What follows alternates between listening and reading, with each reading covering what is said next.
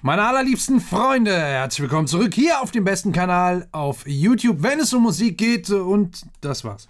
Ich soll ja meine Intros kürzer machen und meine selbstgefälligen sarkastischen Kommentare bitte auch weglassen, denn keiner versteht Sarkasmus im Internet. Was auch ein bisschen nachzuvollziehen ist. So, wir kommen heute zu einer Nummer von Halsey. Sie hat was Neues rausgebracht mit dem Titel Clementine. Ich bin gespannt. Ich habe die Nummer noch nicht gehört, meine ich. Wobei, ich habe ja meine Spotify Weekly Top 20 Playlist, wo ich jede Woche Freitag 20 super aktuelle Songs raussuche, größtenteils, ja, schon immer so aus dem internationalen Raum, meistens englischsprachig, auch gerne mal was aus der K-Pop-Region drin. Ich glaube aber, da war Halsey, habe ich gar nicht gehört. Naja, ich höre es jetzt mit euch zusammen und analysiere es vielleicht noch ein bisschen. Clementine, okay.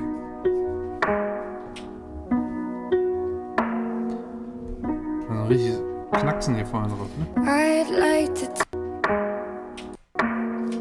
Vom Stuhl, vom Hocker in der Aufnahme. Schön authentisch. Na, auch das Rauschen, was man hier hört. Man hört so ein bisschen Raum tatsächlich.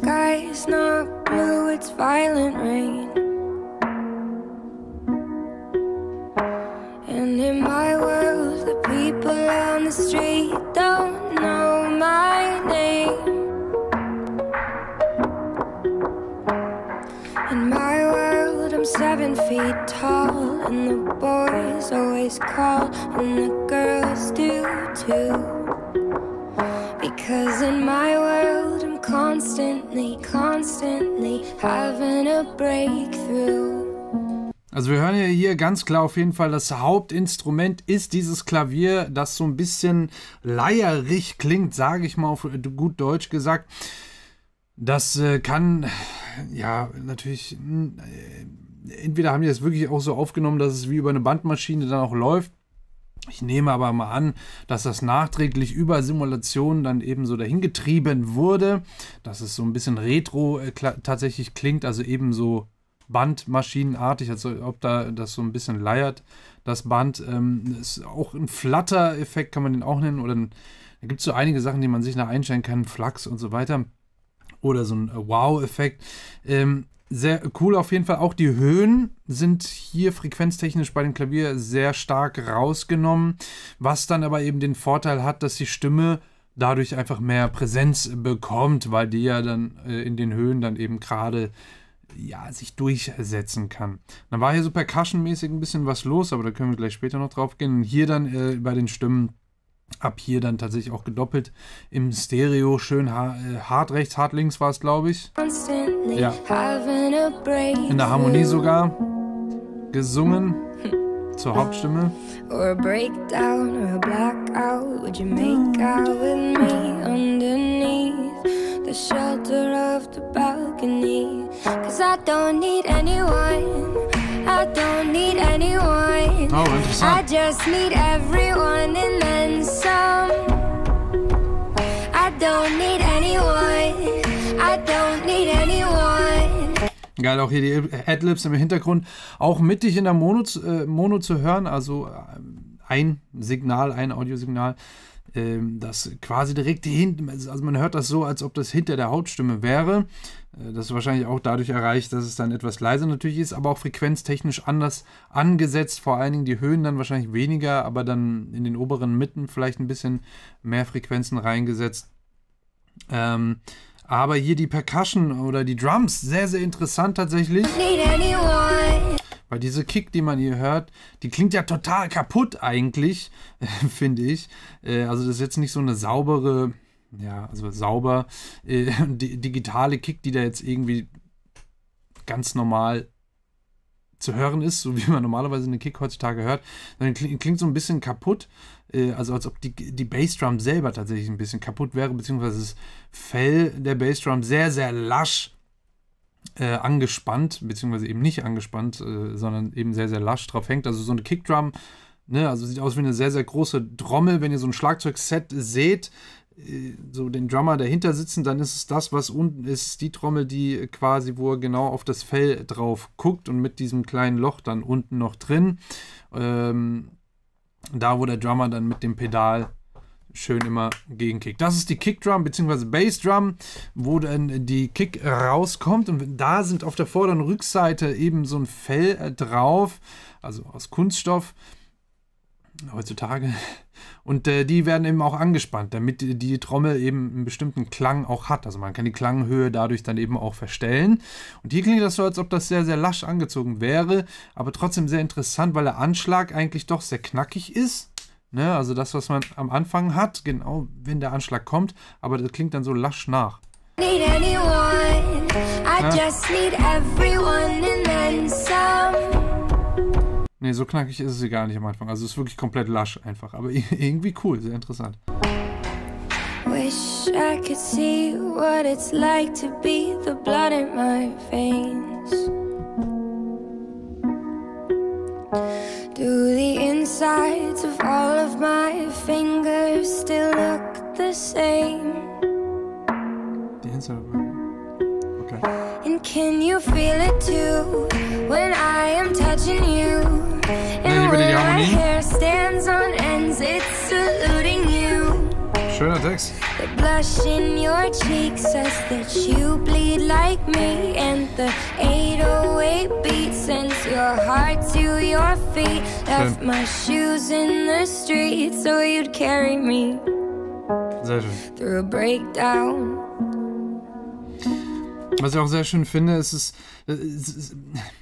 passt halt perfekt zum Genre, wie die Vocals hier auch angesetzt sind, wie die aufgenommen sind schon und auch gemischt. Man hört tatsächlich auch alle Mundgeräusche, ja, also so kleine Schmatzer da am Ende noch, kann man hier alle komplett noch raushören, wenn man genau darauf achtet, nachdem sie die Sätze beendet hat, dass man dann immer noch so ein oder sowas hört, ne? Through a breakdown. Wie sie ihn halt schließt und öffnet und so. Through a breakdown or a Hier auch, wie sie ihn öffnet. Through a breakdown. Sowas kann man halt oder schneidet man halt sehr oft auch raus. Gerade bei diesen super durchpolierten Pop-Songs, Mainstream-Songs macht man das definitiv und das auch schon seit Jahren. Aber es gibt bestimmte Songarten, ja, so wie eben in Balladen und Ähnlichem, da macht das Sinn, so etwas definitiv drin zu lassen. Einfach weil das der Emotion beiträgt. Auch für den Zuhörer. Ja, deswegen lässt man sowas bewusst drin. Sehr schön. Down or a blackout, would you make out with me on the floor of the mezzanine? 'Cause I don't need anyone, I don't need anyone, I just need everyone and then some. I don't need Wahnsinn, wie viel Rauschen dann hier tatsächlich vorhanden ist. Leute, ich bin mir sicher, wenn ihr jetzt die Silvercrest Kopfhörer von Lidl für 8 € gekauft habt, ja, ich habe die ja auch gekauft und getestet und verlost mittlerweile, da gibt es auch ein Video zu, hört ihr das alles jetzt gar nicht, gerade dieses Rauschen vor allen Dingen nicht, weil diese Kopfhörer in den Höhen quasi gar nicht stattfinden. Also wirklich, da war gar nichts. Ich habe da teilweise, also genau so ein Rauschen, wie man jetzt hier hört, was eben so ein Ambiente-Rauschen von einem, oder so von einem Tape oder Vinyl und so ein Rauschen eben. Oder von der Aufnahme einfach, wenn das Mikrofon, wenn die da schöne Röhrenmikrofone oder Vorverstärker benutzt haben und so weiter, dann ist da mal so ein warmes Rauschen drauf. Das macht einfach so einen gewissen Charakter und ist absolut bewusst ausgewählt, ja. Und sowas hört ihr alles gar nicht, wenn ihr nicht die richtigen Kopfhörer habt. Aber ich empfehle euch die Studio-Referenz-Kopfhörer meines Vertrauens und von vielen anderen seit Jahrzehnten durchgesetzt von Beyerdynamic, die DT770 Pro. Ich werde nicht von denen gesponsert, aber ich weiß, dass sie in vielen Studios benutzt werden und von vielen Professionellen auch im Radio, im Fernsehen und so weiter, bei Podcasts und so. Also da werden die immer benutzt, weil preis-leistungsmäßig sind die absoluten Killer. Ja, Beyerdynamic hatte noch einige andere Versionen rausgebracht mittlerweile. Die sind aber wirklich so das Urmodell, wo man sagen muss, eigentlich braucht man da jetzt nicht unbedingt mehr oder definitiv nicht weniger. Guckt sie auf jeden Fall euch mal an, da ist unten in der Beschreibung ein Link, wirklich super Geheimtipp, weil die werden euch auch, wenn ihr zum Beispiel irgendwelche Beats habt, die werden euch sicherlich besser gefallen als die Beats auch, weil nicht nur der Klang einfach detaillierter dargestellt wird, von viel, viel weiter unten bis weiter oben. Ich glaube, die waren von 5 Hertz bis 30.000 Hertz ist der Frequenzgang und was wollte ich noch sagen? Ja, ich habe die 250 Ohm Version, holt euch aber am besten wahrscheinlich die 80 Ohm Version oder um ganz sicher zu gehen, wenn ihr vor allen Dingen viel auf dem Smartphone sehr laut hören wollt, die 32 Ohm Version, nochmal so als Side Note. Genau, wie es hier rauscht. Das ist der Wahnsinn. Und diese klingen halt auch viel, viel breiter, diese Kopfhörer, als manche andere. Geil. Jetzt Rauschen weg. Auch was man super gut hier raushört bei den Kopfhörern ist, also eigentlich liegt es nicht an meinen Skills, sondern an den Kopfhörern, dass ich alles raushöre. Ich sag's ja immer wieder. Naja, auf jeden Fall auch so jetzt sowas wie den Reverb auf der Stimme, also den Hall-Effekt, der hier auf der Stimme drauf liegt, den hört man besonders detailliert hier auch auf den Kopfhörern, weil die eben so diese Stereo Effekt oder diese Breite, vor allen Dingen breite Weite besonders gut auch darstellen können. Das ist schon echt Wahnsinn, wie man dann hört, dass dann so die eine Main Vocal hier, das dann noch singt, eben Halsey hier und das dann so schön hinten dann so rausklingt, aber so super detailliert, jetzt nicht so, dass es krass einem auffällt, aber halt sehr, ja, sexy. And still with one eye open, well, all I see is you. I left my daydreams at the gate because I just can't take them too.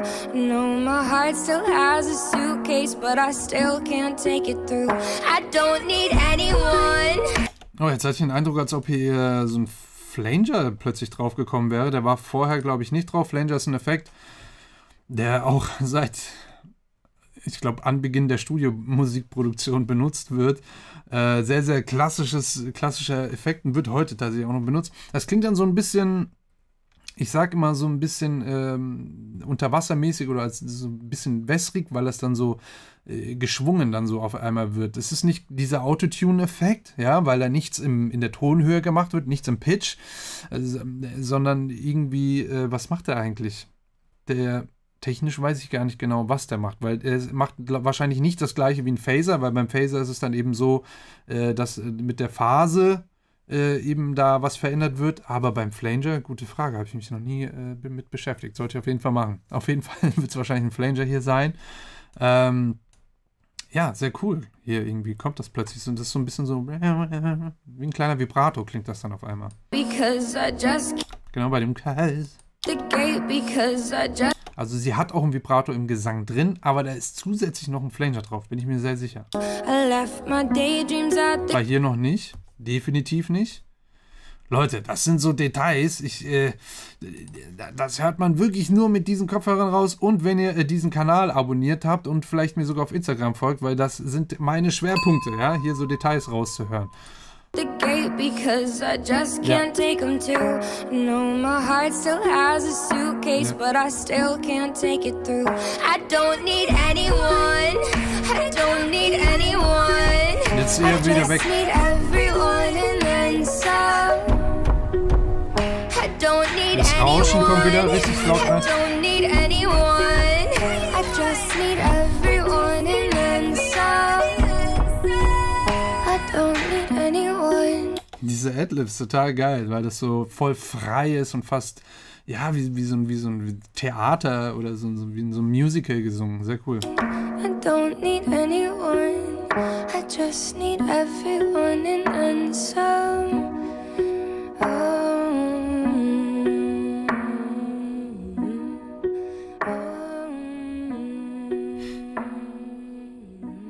Tja. Schön auch performt von den beiden hier. Die Namen standen ja am Anfang. Schön. Schönes Ding, sehr kreativ, künstlerisch angesetzt hier. Ich finde auch, dass es wirklich mehr so ein, ja, eigentlich wirklich so ein Musical-Charakter irgendwie hat.